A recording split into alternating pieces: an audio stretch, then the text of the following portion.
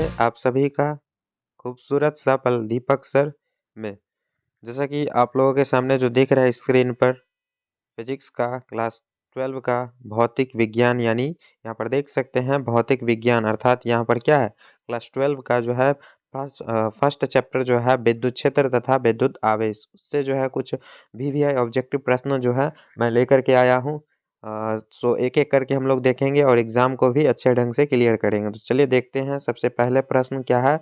सबसे पहला प्रश्न इसमें पूछ रहा है आपसे कि विद्युत जो आवेश का जो बीमा होता है क्या होता है। बीमा, आवेश की बीमा ऑप्शन ए में दिया हुआ है क्या? ऑप्शन ए में दिया हुआ है, यहाँ देख सकते हैं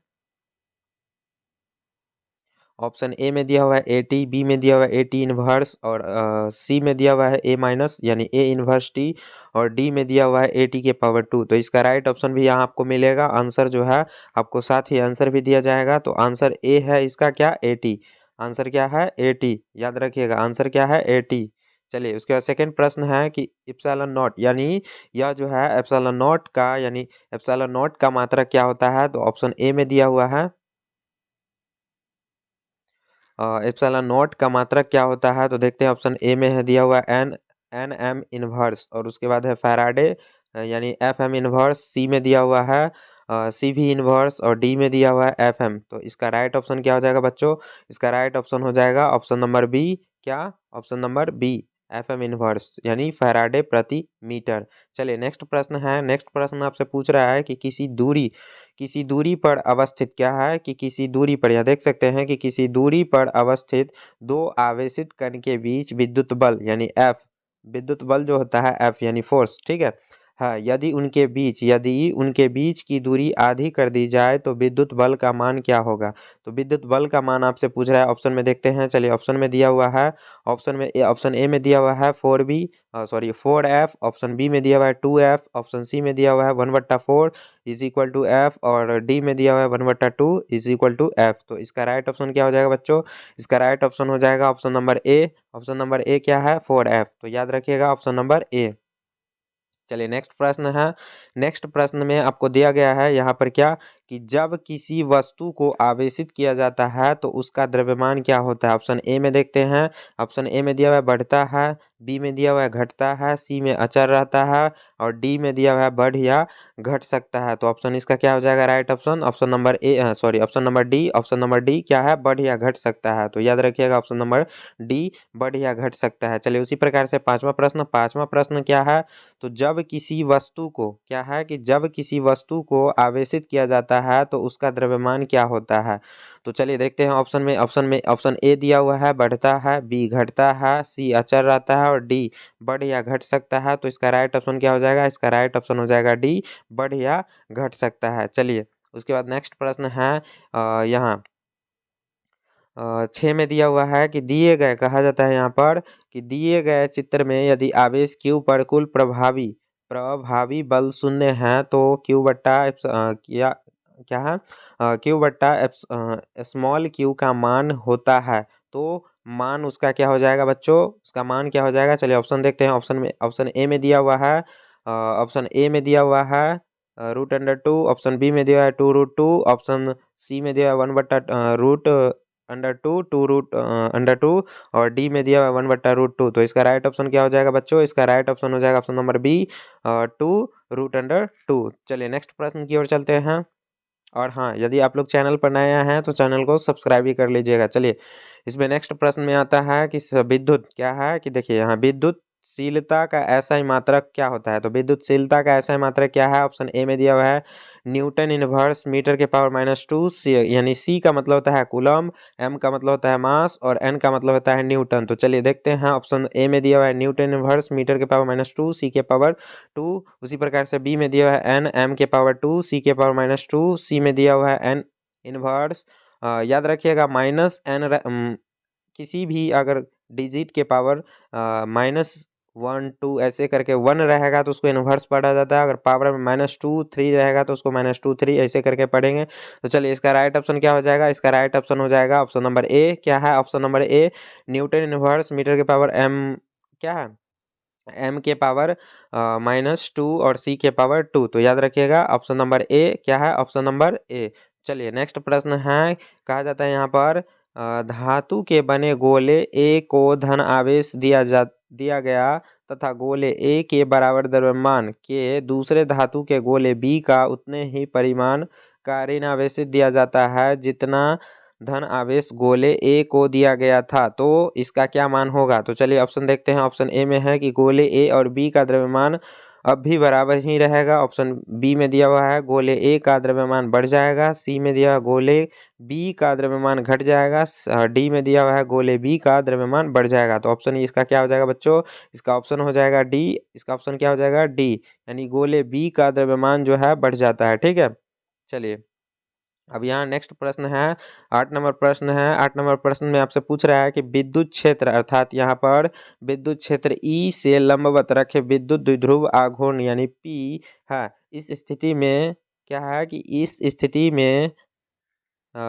स्थिति में द्विध्रुव की स्थैतिक ऊर्जा शून्य मान लेने पर ई अर्थात विद्युत क्षेत्र और पी के बीच थीटा कोण की स्थिति में द्विध्रुव की स्थिति स्थैतिज ऊर्जा होती है। तो चलिए देखते हैं ऑप्शन इसका क्या है। ऑप्शन ए में दिया हुआ है, ऑप्शन ए में बच्चों क्या है कि ऑप्शन ए में दिया हुआ है पी डॉट ई और उसके बाद बी में दिया माइनस पी डॉट ई और सी में दिया है पी क्रॉस ई और इसके बाद है डी में दिया हुआ है तो बच्चों P E into 1 - cos theta. तो राइट ऑप्शन क्या हो जाएगा, ऑप्शन नंबर बी क्या हो जाएगा, ऑप्शन नंबर बी। याद रखिएगा बच्चों यहाँ पर जो है पी डॉट ई हो जाएगा, क्या होगा, पी डॉट ई।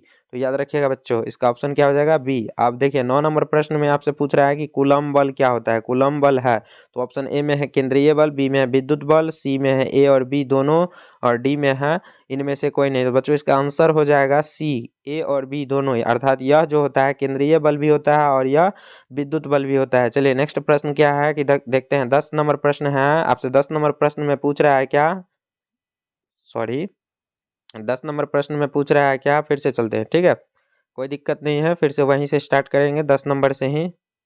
चलिए 10 नंबर प्रश्न में आपसे पूछ रहा है क्या बच्चों, 10 नंबर प्रश्न में पूछ रहा है यहाँ पर यदि समरूप विद्युत क्षेत्र x अक्ष की दिशा में विद्यमान है तो समविभवी होगा। समविभवी क्या होगा, तो चलिए बच्चों देखते हैं। ऑप्शन ए में दिया हुआ है एक्स वाई तल की दिशा में, बी में दिया हुआ है एक्स जेड तल की दिशा में, सी दिया हुआ है वाई जेड तल की दिशा में और डी दिया हुआ है कहीं भी। तो इसका आंसर क्या हो जाएगा बच्चों, option number C. Option number C याद रखिएगा। ऑप्शन नंबर सी क्या है, तो ऑप्शन नंबर सी है कि वाई जेड तल की दिशा में क्या होता है, इसका समविभवी होगा। ठीक है, तो चलिए नेक्स्ट प्रश्न है। 11 नंबर प्रश्न में कहा मतलब यहाँ पर बतलाया गया है, पूछ रहा है आपसे कि विद्युत क्या है कि विद्युत आवेश का क्वांटम ईएसयू का मात्रक में होता है। तो ऑप्शन ए में दिया है 4.78 गुने 10 के पावर -10, बी में दिया है 1.6 गुने 10 के पावर -19 कूलम, सी में दिया 2.99 गुने 10 के पावर 9, ऑप्शन डी में दिया हुआ है -1.6 गुने 10 के पावर -19 कूलम। तो ऑप्शन इसका क्या हो जाएगा, राइट ऑप्शन क्या हो जाएगा, ऑप्शन ए 4.78 गुने 10 के पावर -19 कूलम। बच्चों ध्यान में रखिएगा कि क्या क्या चीज हम बतला रहे हैं। ठीक है, चलिए उसके बाद है 12 नंबर प्रश्न आपसे पूछ रहा है कि 12 नंबर में है स्थिर विद्युत क्षेत्र होता है। ऑप्शन ए संरक्षी, बी असंरक्षी, सी कहीं संरक्षी तो कहीं असंरक्षी और डी में दिया हुआ है इनमें से कोई नहीं। तो इसका राइट ऑप्शन क्या हो जाएगा बच्चों, इसका राइट ऑप्शन हो जाएगा ऑप्शन नंबर ए संरक्षी। याद रखिएगा। ठीक है, चलिए उसके बाद है नेक्स्ट प्रश्न आपसे पूछ रहा है कि एक एकांकी चालक के लिए निम्न में से कौन सा अनुपात अचर होता है। ऑप्शन ए में दिया है कुल आवेश तथा विभव, बी में दिया हुआ है दिया गया आवेश तथा विभवांतर, सी में दिया है कुल आवेश तथा विभवांतर, डी में दिया इनमें से कोई नहीं। तो इसका राइट ऑप्शन क्या हो जाएगा बच्चों, इसका राइट ऑप्शन हो जाएगा ऑप्शन नंबर ए। याद रखिएगा ऑप्शन नंबर ए क्या है कि कुल इसका जो है आवेश बट्टा विभव होता है आंसर। चलिए नेक्स्ट प्रश्न है 14 नंबर प्रश्न है। 14 नंबर प्रश्न में आपसे पूछ रहा है कि एक कूलम क्या है कि एक कूलम आवेश बराबर कितना ईएसयू में होता है, ईएसयू में। तो चलिए बच्चों देखते हैं। ऑप्शन ए में दिया हुआ है क्या 3 गुने 10 के पावर 9, बी में दिया हुआ है 9 गुने 10 के पावर 9, उसके बाद है सी में दिया 8.85 गुने 10 के पावर -12, डी में दिया हुआ इनमें से कोई नहीं। तो राइट ऑप्शन क्या हो जाएगा बच्चों, इसका राइट ऑप्शन हो जाएगा 3 गुने 10 के पावर 9। याद रखिएगा 3 गुने 10 के पावर 9 ईएसयू में अगर एक कूलम बराबर मान पूछेगा तो 3 गुने 10 के पावर कितना, 3 गुने 10 के पावर 9। याद रखिएगा बच्चों 3 गुने 10 के पावर 9। ठीक है, चलिए आज का लास्ट और आखिरी प्रश्न है कि 15 नंबर में क्या है कि 15 नंबर प्रश्न में आपसे पूछ रहा है क्या 15 नंबर प्रश्न में पूछ रहा है कि एक विद्युतीय द्विध्रुव दो विपरीत आवेशों से बना है जिनके परिणाम +3.2 × 10⁻⁻19 कूलम एवं -3.2 × 10⁻⁻19 कूलम है और उनके बीच की दूरी 2.4 × 10⁻⁻10 मीटर है तो उसके विद्युतीय द्विध्रुव का आघूर्ण का मान कितना होगा। तो चलिए देखते हैं ऑप्शन ए में दिया हुआ है 7.68 × 10⁻⁻27 किलोमीटर, बी में दिया हुआ है 7.68 × 10⁻⁻29 किलोमीटर, सी में दिया हुआ है। चूंकि याद रखिएगा कि विद्युत ध्रुव आघूर्ण का ऐसा मात्रक क्या होता है कूलम मीटर, इसीलिए इसका जो है कूलम मीटर में ही मान पूछ रहा है। सी में दिया है 7.86 × 10⁻⁻29 किलोमीटर, डी में दिया है 7.86 × 10⁻⁻27 कूलम मीटर। तो याद रखिएगा बच्चों इसका राइट ऑप्शन क्या हो जाएगा, इसका राइट ऑप्शन हो जाएगा ऑप्शन नंबर बी, क्या है 7.68 × 10⁻⁻29 कूलम मीटर। तो आशा और उम्मीद के साथ आज हम बतला रहे हैं कि आज का जो है क्लास काफ़ी बेहतरीन था। ऑब्जेक्टिव 15 जो है आप लोग का सही हुआ है, 15 में 15। आप लोग जो है यदि वीडियो पर नए आए हैं तो वीडियो लाइक कर दीजिएगा और चैनल को भी सब्सक्राइब कर दीजिएगा। बच्चों बहुत मेहनत लगता है, ठीक है। तो चलिए आज के लिए इतना ही, क्लास चलते हैं, नेक्स्ट वीडियो लेकर के आऊँगा। इसके आगे वाला जो चैप्टर है उसका ऑब्जेक्टिव VVI प्रश्न जो है क्लास 12 का, ठीक है। तो आज के लिए चलते हैं, चलिए आज के लिए इतना ही।